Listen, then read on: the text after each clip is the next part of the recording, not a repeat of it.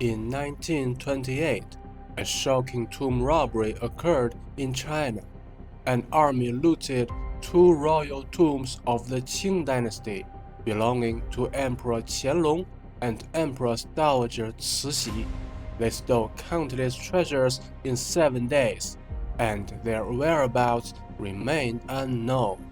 And this is the story of this infamous tomb robbery.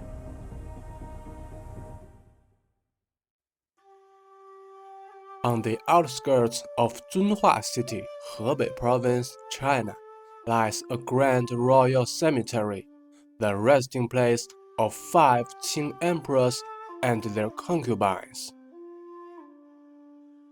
In 1912, after negotiating with the revolutionary government in southern China and agreeing on a list of conditions, the Qing royal family formally abdicated, ending a 268-year rule. Those conditions included the proper protection of the Qing royal tombs. However, as a few years passed, they had not fulfilled all their promises, and the security of these mausoleums gradually relaxed. Some nearby villagers began to enter the cemetery to steal items from these courtyards and sell them for money, but no one dared to dig up the graves.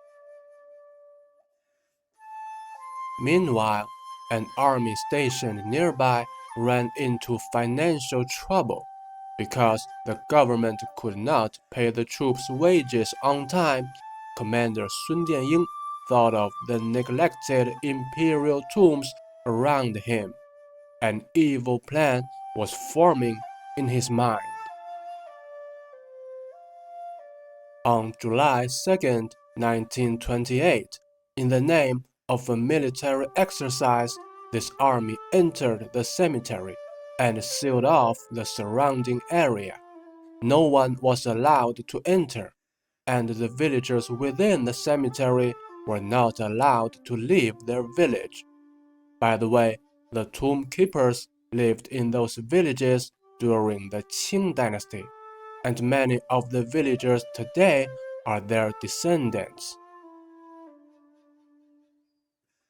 The army first came to the Cixi Mausoleum, which we discussed in the previous episode. I will leave the link in the description. In this episode, we will only focus on this tomb robbery. After entering the arch of this structure, they saw a wall, and it was a dead end. Those soldiers had no idea where the tomb chamber was, let alone the entrance. They even went to the top of the tomb and removed all the bricks on the ground, but they could not find the underground palace. So, they found an elderly from the nearby village who was said to have participated in the construction. It had been only 20 years since Cixi was buried, and he still remembered the layout of the mausoleum. Under his instructions, the soldiers began to dig down from the wall. After 6 or 7 feet, they saw a stone wall blocking the entrance to the tomb. They took out one of the stones, finding pitch black inside. Forced by the commander with a gun, the soldiers crawled into the hole. After entering, they walked along the slope without any obstruction and came to the firmly closed stone doors. They could not open the door, so they used axes to chop them, but the doors remained closed. We can see these marks today. As it turns out, to prevent tomb robbing, a stone bar was behind the stone doors to brace it, making it impossible to open the doors from the outside. Archaeologists encountered the same problem in 1957 while excavating the Dingling tomb of Emperor Wanli of the Ming Dynasty. The footage we see now was taken then. Likewise, at Cixi's mausoleum, although the stone doors were tightly closed, there was a small gap between the two doors, and the soldiers saw the stone bar inside. So, they put a stick through the door gap, pushed the stone bar backward, and then pushed the doors open. They effortlessly opened the second stone door in the same way and saw the coffin of Cixi on the platform. The soldiers chopped open the outer coffin with axes, revealing the red inner coffin. After opening it, they saw the body of Cixi lying among the treasures, quote, as if she was sleeping, unquote. Some soldiers even pointed their guns at the body, just in case she turned into a zombie. To steal the treasures inside, they dragged the body out of the coffin. Cixi's clothes were decorated with many pearls. To snatch those pearls, they took off all her clothes. They even cut her cheek with a knife to get the big gem in her mouth.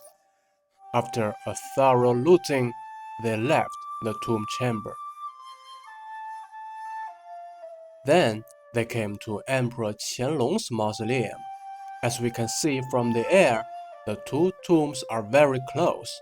The layout of the emperor's tomb was more complicated, and the soldiers were still unable to find the entrance to the underground palace. Under the instructions of someone who knew the mausoleum structure, they learned that digging a few feet down from this wall was the entrance to the tunnel. So they dug down from here. Soon they saw the tunnel, filled and sealed up with bricks.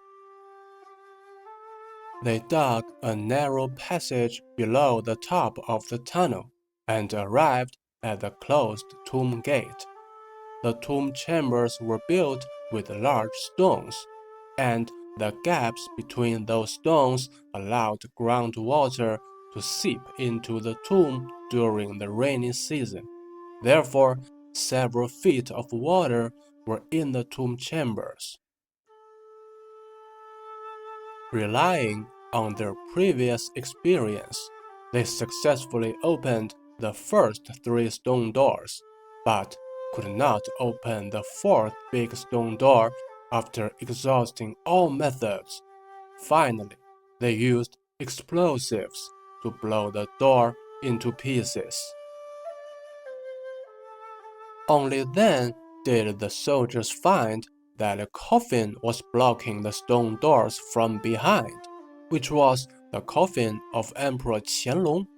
We can see that the four corners of these coffins are stuck with stones.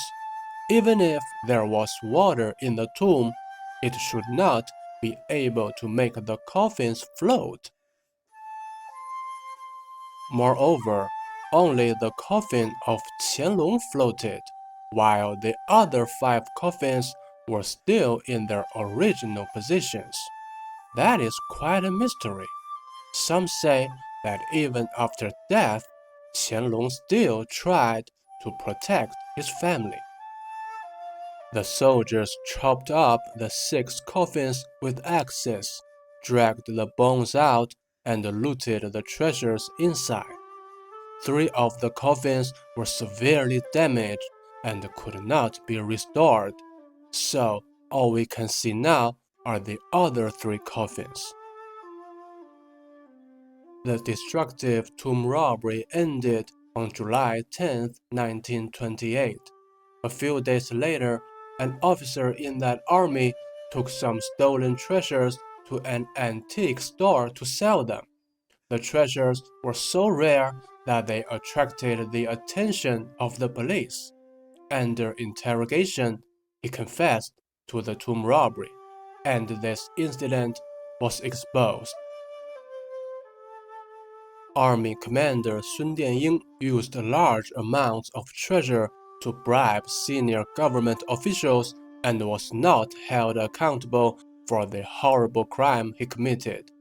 As for the 20 truckloads of treasure looted from those tombs, we have no idea where they ended up. In 2008, a quilt embroidered with Buddhist scriptures came out of nowhere and appeared at an auction in Beijing. After careful inspection, experts concluded that the quilt came from the coffin of Emperor Qianlong. The final auction price was 65 million yuan, about $9 million. 2 years later, the quilt appeared at auction again and sold for 130 million yuan, about $18 million. More than 100 large and small tombs were in this Qing Dynasty royal cemetery.